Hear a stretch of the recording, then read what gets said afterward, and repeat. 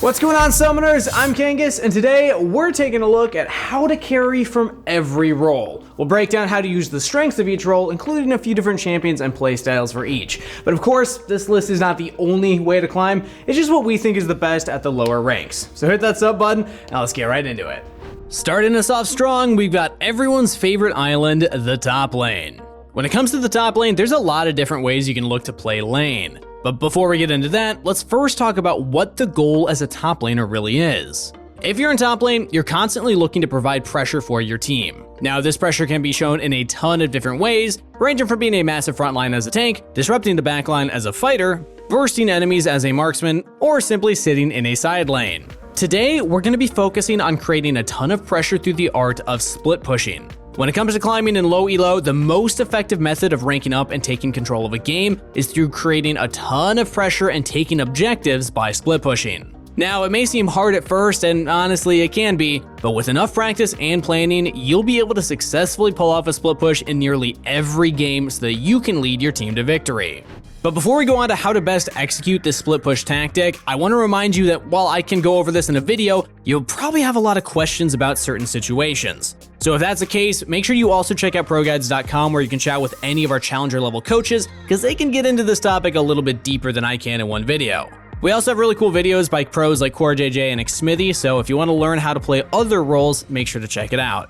But anyway, now that we've broken down your goal as a top laner, let's get started on setting you up for success with split pushing. First off, we'll have to pick a nice and strong champion. These tend to be ones that are able to win 1v1s and possible 1v2s, and also have great wave clear or tower taking potential. This will include champions like Camille, Yorick, and Tryndamere. Now, with many split push champs, you'll have a fairly weak early game, so it's important to play safe and manage your waves so that you don't die from overextending. But once you reach 1 to 2 items, depending on the champ, you're going to want to create pressure by pushing the wave into turret. It's important that as a split pusher, you're on the opposite side of whichever objective is up so that your allies can then play for it.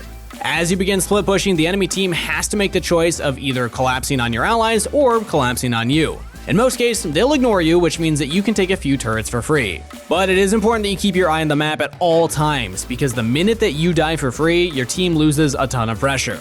Also, make sure that you're communicating to your team what you're doing, because otherwise they'll probably flame you.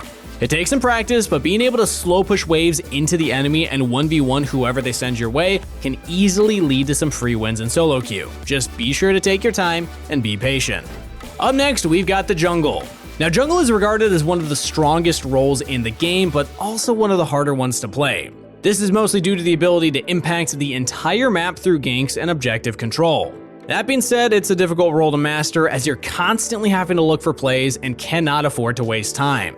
As the jungler, it's your job to pressure the map through ganks, invades, dives, and more. This means you will have to plan ahead in order to set your team up for success. A great jungler is able to balance all of these things, and that can be incredibly difficult and overwhelming for many players, especially new ones. But the good thing is, in lower elos, you can just stick to champions that naturally offer high survivability and tempo, so you never really have to worry about too much at once. When it comes to the jungle, there's a ton of different champions and playstyles to choose from. However, as we previously mentioned, being able to have high impact and playmaking potential is key in lower ranks. So this means that we're going to want to have champions that can quickly clear camps, solo objectives, and easily gank lanes without any real setup. Champions that can accomplish this include Jarvan, Nunu, and Xin Zhao. As these junglers, it's important for you to have an efficient, clear path. They'll naturally allow you to maintain high HP, and once you finish clearing, you should look to gank. The key to mastering these junglers is all about looking to gank lanes and secure objectives like Dragon and Herald.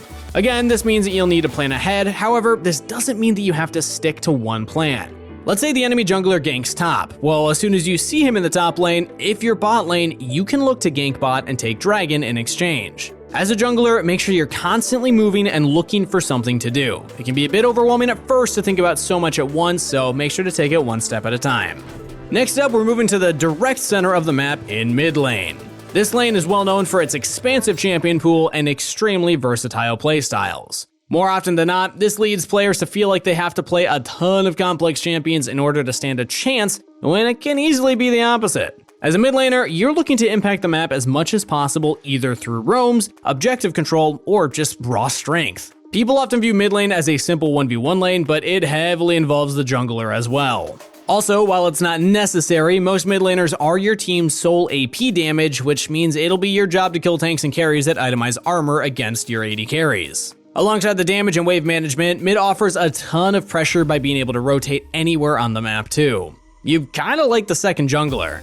Now when it comes to mid lane, there's a ton of champs to choose from. Now if you're newer to the game, we know you've probably heard this from all your friends, but there's a lot of value in just plain simple champions. And to push that even further along, if you're really trying to climb early levels, you can just one-trick them. You don't have to be the next Faker on Zed, you can do just as well on any mid as you make your grind to diamond. Champions that do well to achieve mid lane goals in this elo include Anivia, Victor, and Malzahar.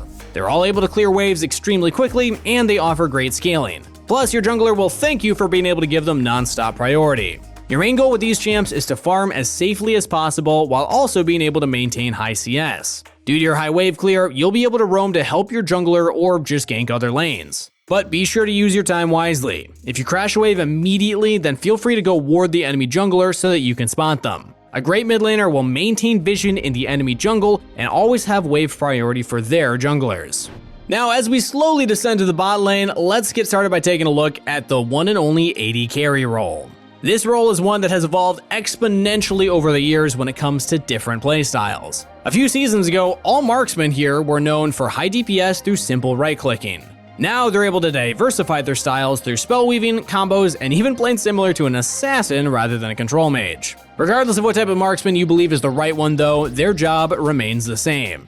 As an AD carry, you're looking to deal the most amount of physical damage for your team while also not dying.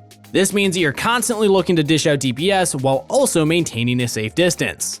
Alongside being your team's primary damage dealer, it's up to you to secure objectives and help your team siege by damaging turrets. The issue is though, a lot of people feel like they have to be the hero as an AD carry, but it's more important for you to stay alive rather than make flashy plays. So when it comes to trying to climb as an AD carry, it's extremely important to understand your damage as well as your win condition. Sure, it may be fun to play extremely feast or famine champs like Kallisto or Samira, but at the end of the day, they're on a massive timer and force you and your team to play effectively. Instead, if you're really trying to climb, it's better to lean towards champions that either scale well or offer a lot of utility for your team. This includes champs like Ashe, Jinx, and Jhin. What gives them so much power is that in low elos, it's constantly a bloodbath, and there's always chaos going on. Worst case scenario on these kinds of champs, your team trades kills and you end up getting fed, which on hyper carry will make you super strong. Best case scenario, you and your team play slow and now you've scaled naturally through golden XP, which again will make you super strong. The biggest thing with this type of playstyle, however, is to always look to be safe and farm as much as possible. As a hyper carry marksman, you're looking to maximize your gold income by always aiming to 10 CS a minute, even if you won't reach it. Alongside this, just make sure that you're keeping yourself safe. It is easy to fall behind and get non-stop ganked as an immobile AD carry. So it'll be difficult at first, but once you get into the groove of playing with a Chaos solo queue, you'll see just how massive a hyper carry can get.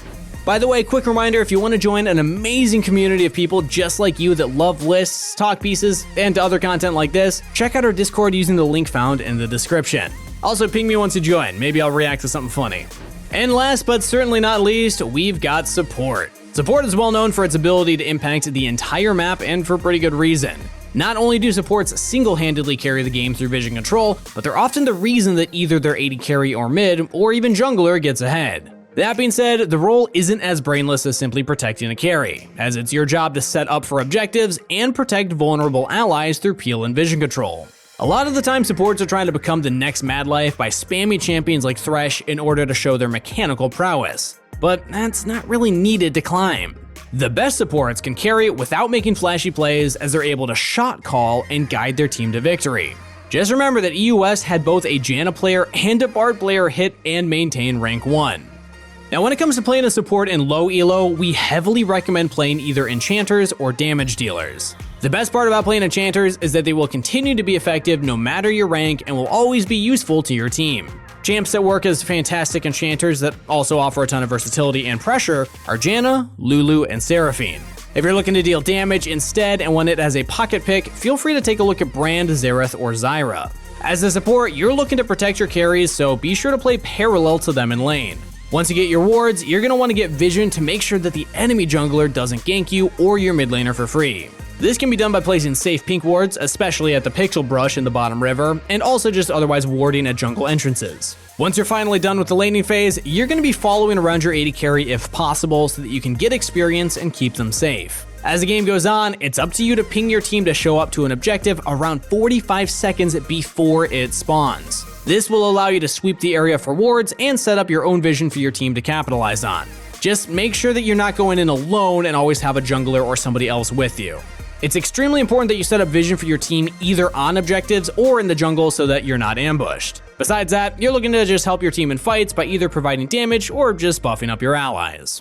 So, like I said at the beginning, this is just our opinion of how to carry in every role. If you try out some of these strats and they don't work for you, that doesn't mean that you can't be a carry player. Just keep looking for what works for you. But either way, if you enjoyed the video, remember to leave a like and subscribe. We're getting really close to 1 million subs, and if we hit that before the end of the year, you know we got something special planned for you. If you want to know more about what's planned, make sure that you're also joining our community Discord through the link in the description down below. But most importantly, best of luck on the Rift. Stay hydrated, and I'll see you next time.